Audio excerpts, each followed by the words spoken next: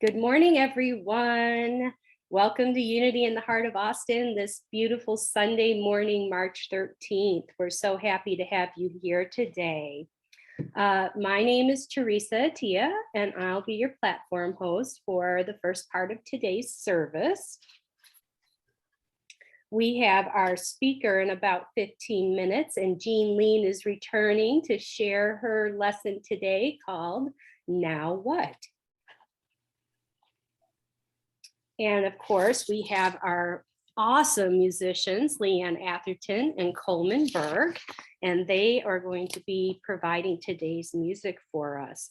But we have lots of things coming up. Okay, so first of all, we have upcoming speakers on March 20th. We have Laura Hollers. She'll be returning to speak to us. On March 27th, Joni Lorraine is on her way back. We have some wonderful news. If you see in green, it says in person at Casa de Luz starting April 3rd. And our first speaker when we come in person is going to be Lissy Connolly. And then on April 10th, I will be speaking in person. And then we have an Easter Sunday service with Neil Feiereisel. And for those of you who are on Facebook or are not able to come in person, we are going to continue to have Zoom services for you as well. So we'll be doing a hybrid service on Sunday morning starting April 3rd. Okay, we have some new committees. The board met a couple weeks ago, and we are looking for people that are interested in taking part in two committees. The outreach committee, where we're going to be reaching out into the community and having a presence, Unity in Heart of Austin. I'm also inviting someone to the budget committee to help with our budgeting. We also follow Robert's rules for our procedures in the board meetings, and we're looking for someone that is familiar with these parliamentary procedures to guide us during our board meetings to keep us on track. So if you have an interest in any or all of these things, please contact Tracy or Debbie, and we'll get you plugged in. Oh, here's another one. We have a courtyard chat group for Unity in the Heart of Austin on WhatsApp. And so WhatsApp is a communication platform. And if you'd like to join our courtyard chat, this is a place where you can just share what's going on in your life. You know, if you need prayer, if you had a win or something great happening, so we can celebrate with you. But this is a way that we can continue to grow our community and our fellowship. So please sign up for WhatsApp Courtyard Chat. And also, we are looking for our community members to make some suggestions for some of the nonprofits that you care about and love so that we can tithe. And you can actually put these in the chat today and we'll capture them. Since we are a tithing church, we do tithe 10% of our donations each month to a nonprofit. Some of those have included Unity Worldwide Ministries, Silent Unity, Daily Word, Salvation Army, Capital Area Food Bank. But if you have something that's near and dear to your heart and you would like to see Unity in the Heart of Austin provide them with a donation, please let us know. Again, contact Tracy or Debbie. On Tuesdays, we have our Prosperity Mastermind class at 5 p.m. and it's facilitated by Lissy Connolly. This is a great way to share what's going on and what you want to create in your life and get the support and fellowship of your friends here at Unity in the Heart of Austin in having you manifest that. So join us on Tuesdays. We just had our spiritual book study this past Saturday morning. And this book we're working with now is Working with the Law. And this is hosted and facilitated by Tracy Fauché. We are meeting on the second and fourth Saturdays at 9:30 a.m. And our next meeting will be on March 26th. Now, you do not have to be there from the beginning because each chapter is able to be looked at as a standalone. So just come on in and we listen to the book together and have some really great conversation. So I invite you to join us on Saturday mornings. We have a heart walk again coming up with Roberta Leahy facilitating that. The next one is going to be this coming Saturday, March 19th, and we meet at 9:45 a.m. And this walk is going to be at the Roy Guerrero Colorado River Metro Park. This is the one over on Grove Boulevard near Austin Community College. So if you have any questions or more information is needed, please contact Roberta at 512-415-9075. Here was one of our last walks that we took at the Metro Park. This was last August, and you can see it was quite warm that day. We were all in our summer clothes, and it was lovely. Every Saturday, we have a Real Love group at 4:00 p.m. and hosted by Roberta on Zoom. You can join the Austin Real Love Facebook page that has the link for the group, also has some wonderful information about Real Love. And if you need more information or you have any questions, you can contact Roberta as well. And the phone number is there. We are thriving. We're a thriving spiritual community. We're doing really great with our finances. So we really appreciate and love you all for your donations. And these are the ways that you can donate. You can text G2UHA, which is Give to Unity in the Heart of Austin, to the number 44321. You can give on our website, unityheartofaustin.com. You can also mail a check to Unity Heart of Austin to 4237 Iriona Bend, Austin, Texas 78749. That's to your treasurer, that's me. And another easy way, if you use Amazon, you can go, instead of using regular Amazon.com, it's smile.amazon.com, and you can make Unity in the Heart of Austin your charity. And with that, whatever purchase you get, you make, Unity will get a percentage of that. And it's an easy way to give. Thank you. All right, and after our service, it's a great time to see your friends and share in some fellowship and some deeper conversations. So we're going to invite you to Conversation Cafe, and at the end of Jean's talk today, she will be giving us a topic for deeper conversation. So make sure you stay for after service. If you need prayer, we have Silent Unity. Silent Unity has been there for years and is providing 24/7 prayer support. And there's always someone there to pray with you, and for your family and friends, or our world. So the number was there. Okay, and now I am going to introduce today's speaker, Jean Lein, and she's going to share with us her talk entitled, Now What? But before, we have special music with Leanne Atherton, All Things New.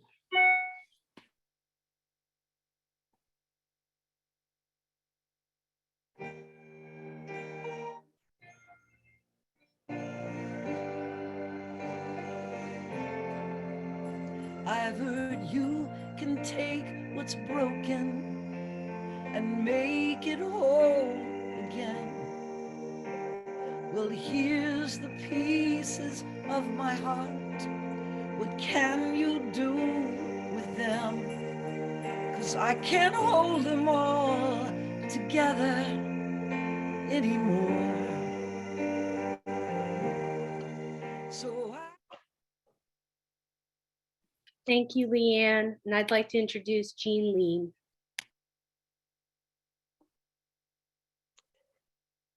So are we all tired of COVID yet? I don't know about you, but we've been in this thing about 2 years. I mean, first we had the initial scare. We didn't know really how bad it was going to be, but it seemed like it was pretty bad. So everything got shut down and things changed. We went home instead of going to work. Many of us, some of us still worked, which we were grateful for all of those who served in that way. A lot of businesses shut down. There was a lot of change going on. And then we were all thinking, okay, well, we'll just let this wave pass and then we'll get back to normal. And so when the numbers were kind of coming down, then what happened? Then the Delta variant came out and it's like, oh no, there's something else for us to be alarmed about here. And so there were changes that happened with that. And then in the midst of all that, with things being different, and even if we were going out, we were putting masks on. So in the midst of all that, we noticed that, the prices at the grocery store started going up. So now we're experiencing another change, which is inflation, which we hadn't seen in, a long time. And then along comes the Omicron variant. And so we go through another whole wave of things. And just when we think, okay, now things are kind of settling down, the numbers are down, we're going to kind of get back to normal, then we have something that seems almost unprecedented in our lifetimes, at least, and that's that Russia invaded Ukraine. Oh my gosh. That was something I didn't think I would ever see. I kind of thought we were over that as a planet. But here we are, and we've been whipped to and fro by all of these things happening that it makes us perhaps want to just say, okay, now what? I mean, now what's going to happen? What can we expect now? What awful change, or what thing that's going to really knock us over this time? It's a question we ask. Now we can say that we've learned some things out of all of this. And one of the things we've learned is that change is happening and we can live through it, but that some things change and they never go back. That change is a way of life. Some things, for instance, the service now is on Zoom, okay?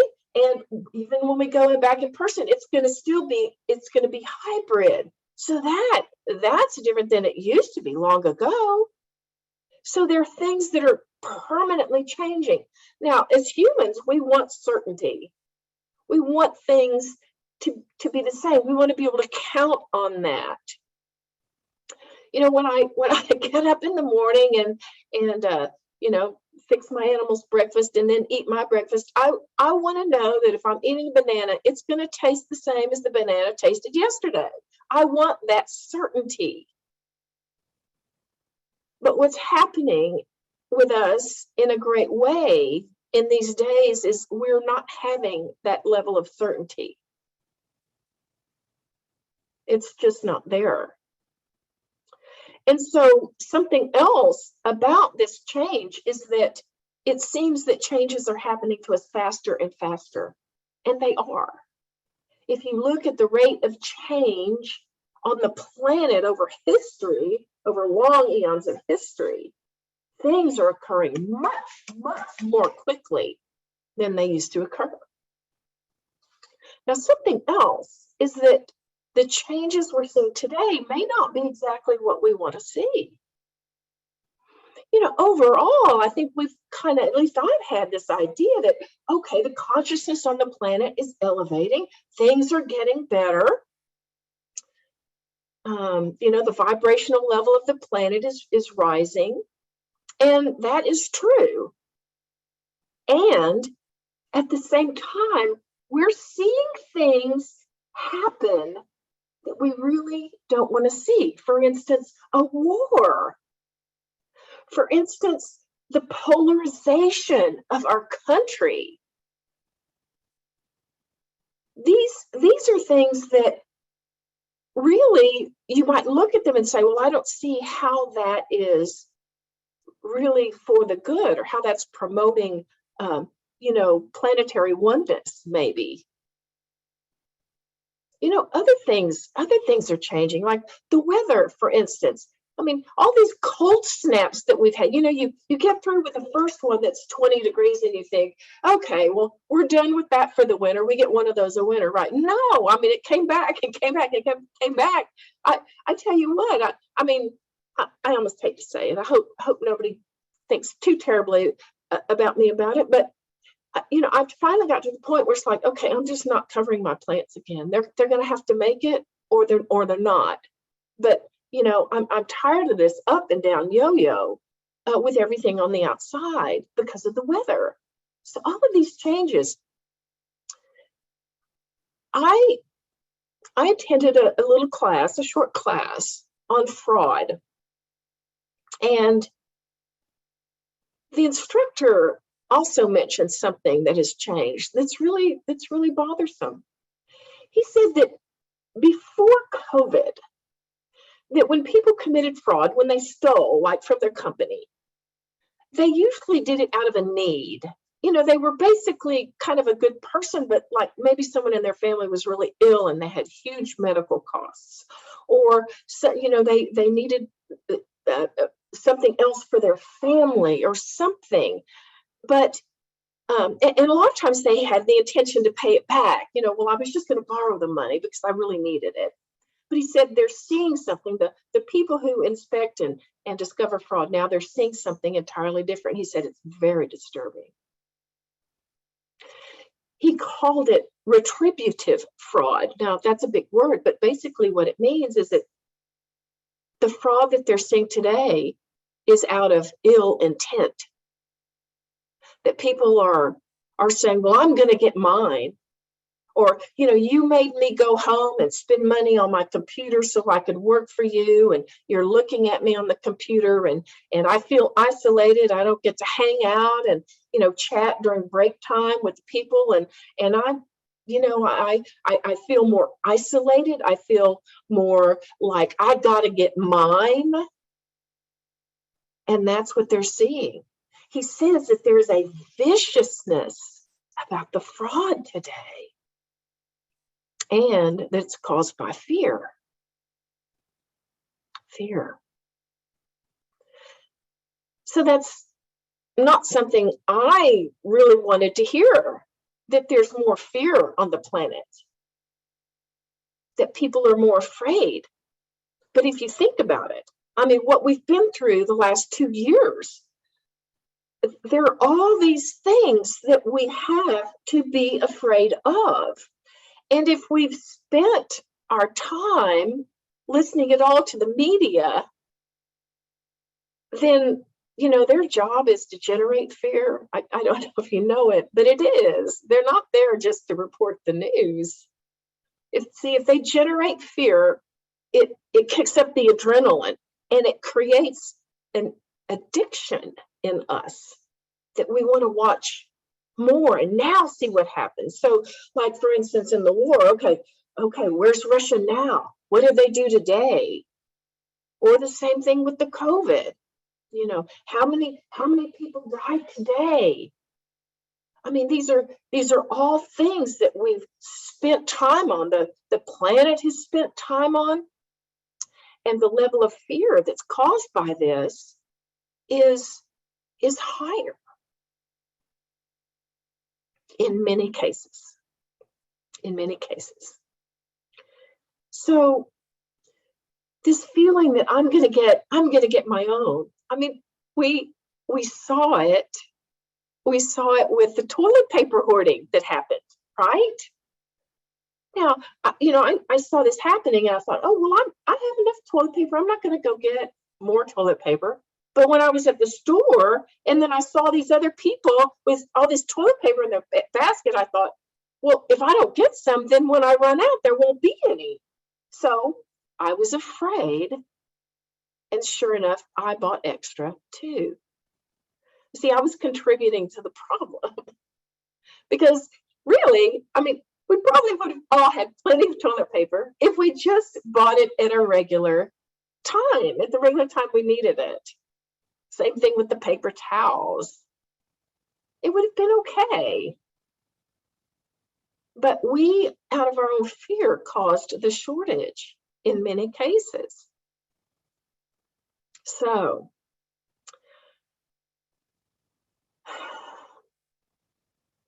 what are we to do about this? Now, you know, in new thought, we think, well, we have a way to deal with fear.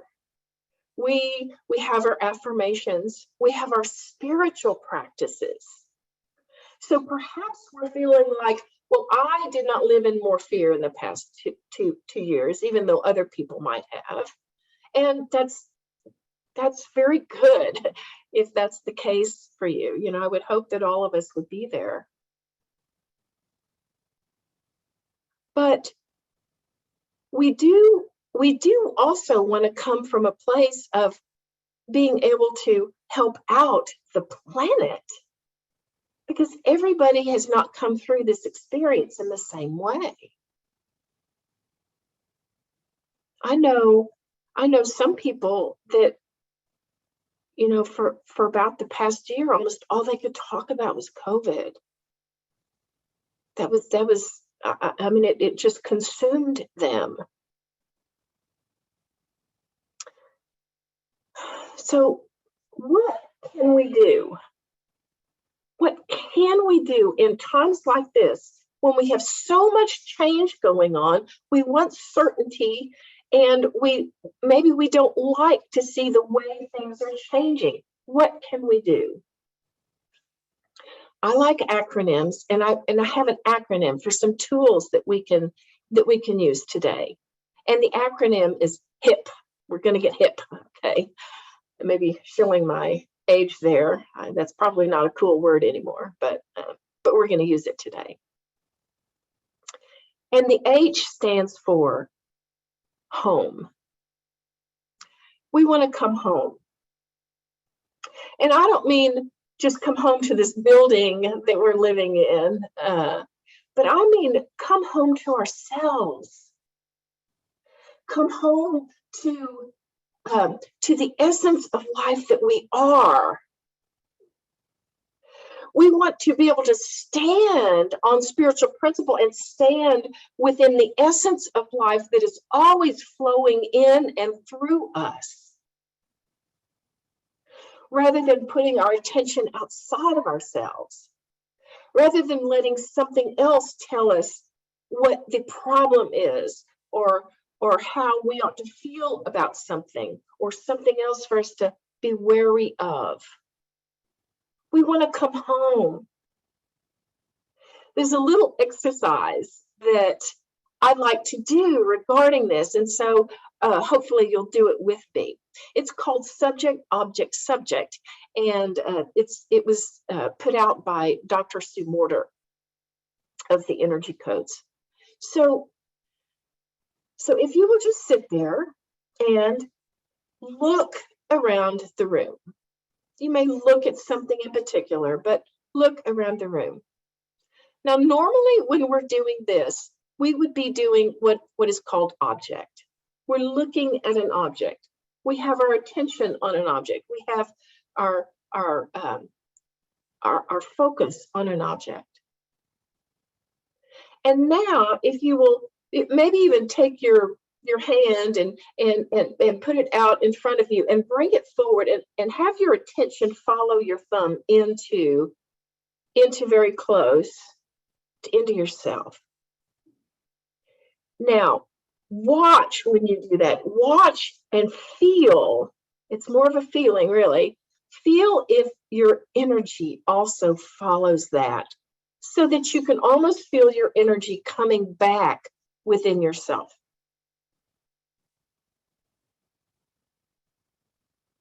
See, when I have my energy within myself, when I'm coming home, when I look out there, it's sort of a softer focus. It's not, I'm not scattering myself out like I do when I'm on object.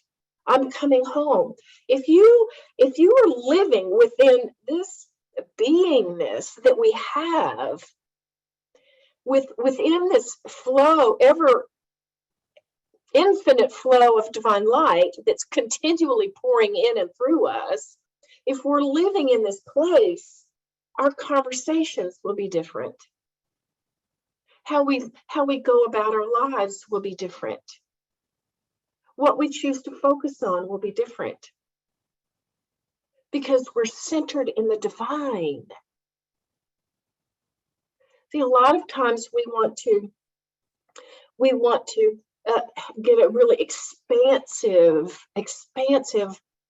idea of God, and perhaps we may want to go there in our meditation. But really, in order for us to fully embody truth, embody it, we want to come home. We want to come home, be within. So a deep belly breath will help with that too, in addition to that subject, object, subject. So let's come home. That's the H. Now the I in HIP stands for intention. We know it's Unity's third principle, that we create our world through our thoughts and our emotions, through what it is that we put out there. We have several things that even science has proven that. One thing is what's called the placebo effect, which is where you can take a pill. It has nothing really in it, but you get better because you've taken this pill. Well, that's about intention. The scientists have even done studies, get this, and they've proven that people who know they're getting a placebo and take a placebo get better. And how about that? What is that about but intention? It's intention. There's another thing about attention that's out there, and a lot of you may have heard of this, but Emoto, he did this work with water. And he found out if you have an intention of love, and if you speak words of love to like a glass of water and then freeze it, the crystals in the water will come out beautifully formed, harmonized with other crystals around it. And on the other hand, if you have a glass of water and you speak words of hate and greed and isolation to it and then freeze it, the crystals will be disjointed. They'll be there won't be a balance to them. They won't be in harmony with the other crystals. They're kind of ugly. And that's just speaking words. But also, you can just tape the word on the side of the glass and the same thing will happen. See, it's intention. You probably could just look at the word in the glass and the same thing would happen. We are powerful beyond what we know. I mean, we have that as our principle, but do we really believe it? I found myself the other day with an aha. You know how you know something and you know it, and then all of a sudden there's an aha, and it's like you see it in a new way. I had one of those, and maybe you'll catch what came to me. Maybe not. Maybe you're already there, but it was like I was thinking about this, and it was like, wow. What I'm thinking right now, is creating my tomorrow. Right now is creating my tomorrow. It's creating what's going to happen. And so how do we use this power of intention? I think one way we use it is to not spend a lot of time on those things that we prefer would not be. For instance, the war, instead of thinking about how awful it is, and I got to admit, none of us want to see this. I mean, we could say it's just terrible what's going on. We could, if we're not elevated to a certain point, but for me to spend a lot of time thinking about war means I'm going to be putting out into the intention of war out into the world. I mean, we can't think, oh, if I have good intentions, good things will happen, but if I have these bad intentions, nothing's going to happen. So for us to use intention wisely,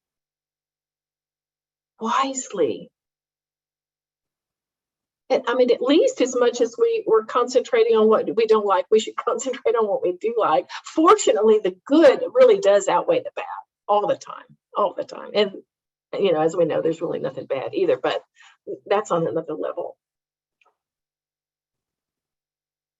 So, intention, very powerful. We're powerful beyond what we know. So that's the I.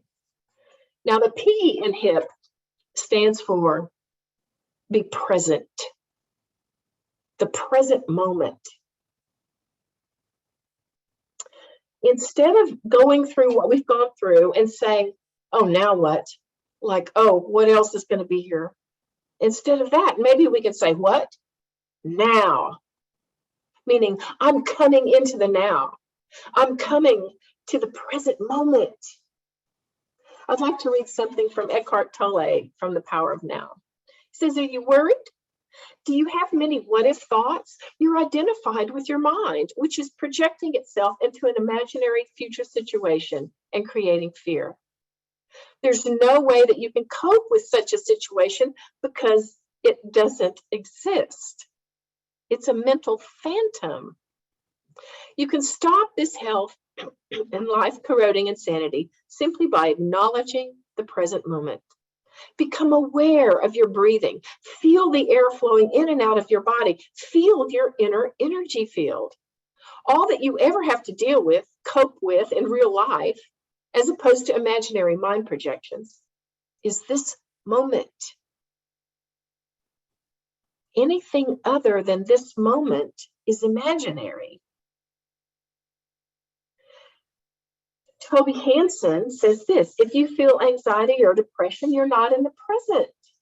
You're either anxiously projecting the future or depressed and stuck in the past. The only thing you have any control over is the present moment. Simple breathing exercises can make us calm and present instantly.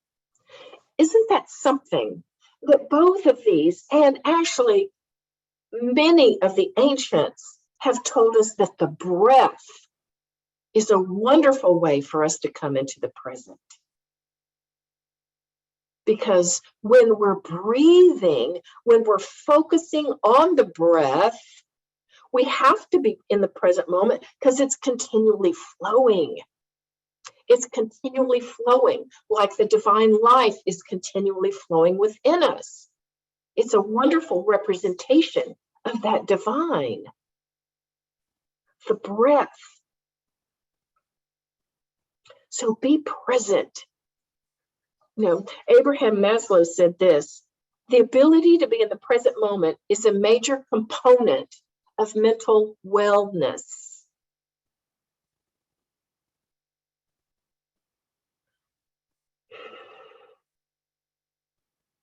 So we've got 3 things that we can do today that will help navigate these waters of change. The change that's, it's not going away. Coming home to ourselves.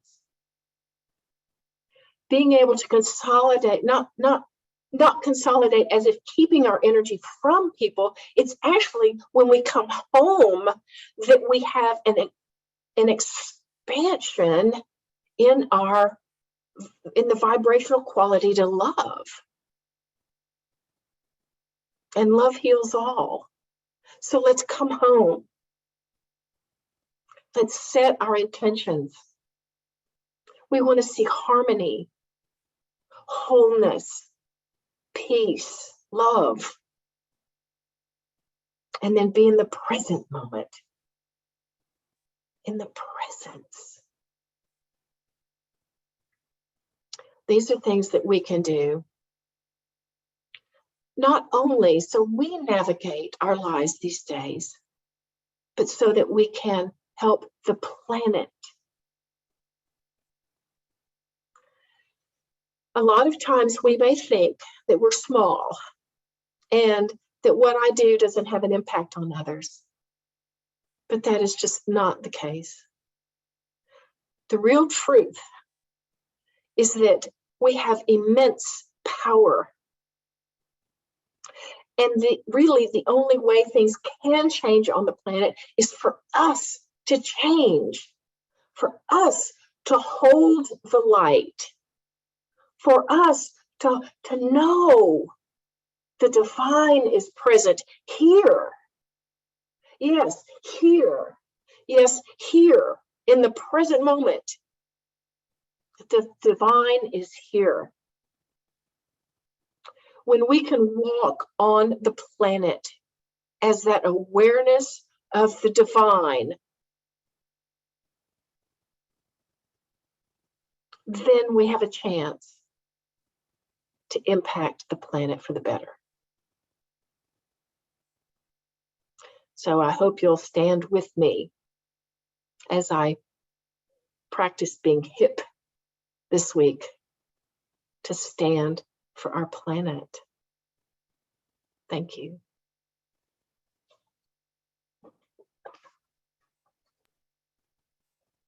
Okay, before we have our meditation, we're going to have another song from Leanne and Coleman.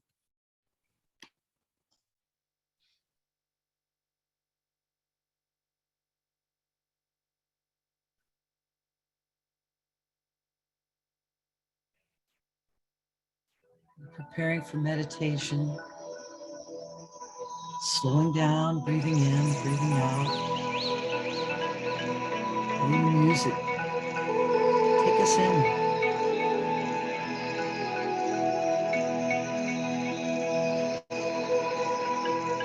Like the phoenix, we will rise up.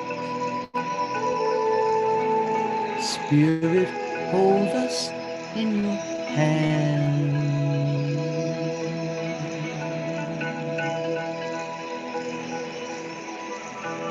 Love, lift us into the light.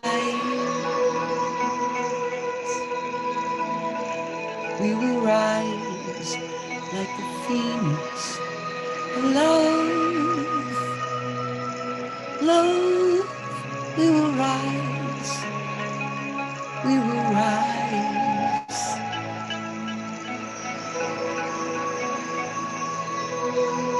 Love lifts us in her hands.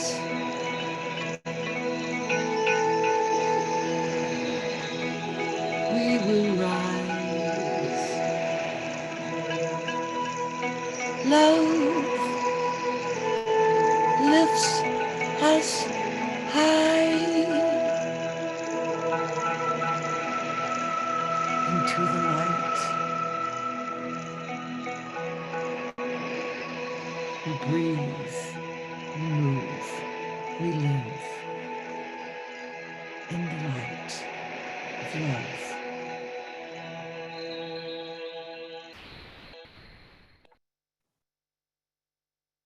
And as we settle in from that beautiful music,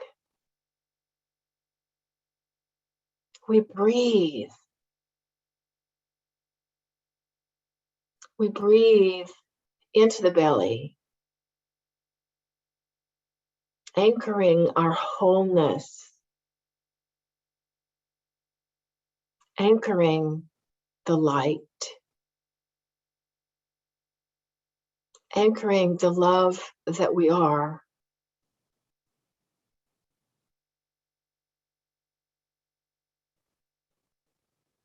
And we know that what we want to be able to see is the world as God sees, as harmonious, as fundamentally good, as all things working in such divine order and harmony. So as we breathe deep into the belly,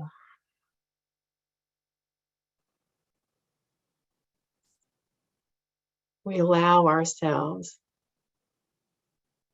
to settle into that place that we call home within.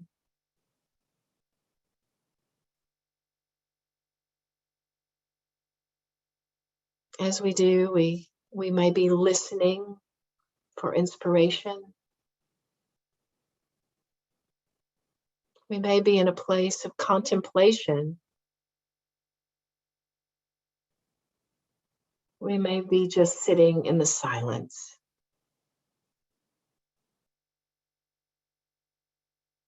But we bring an awareness to all of it, that all is well.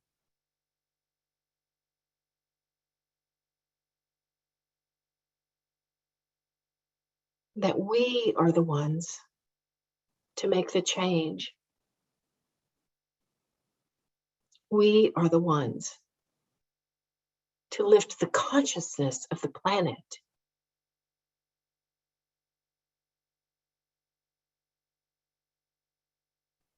We breathe that in.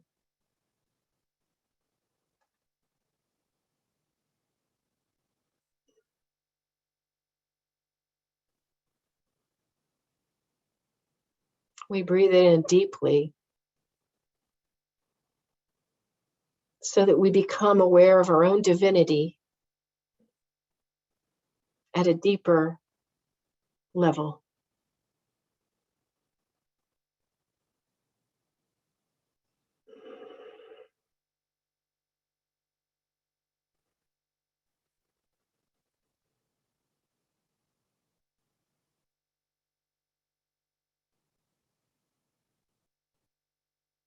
In the silence of our being, we acknowledge that this one presence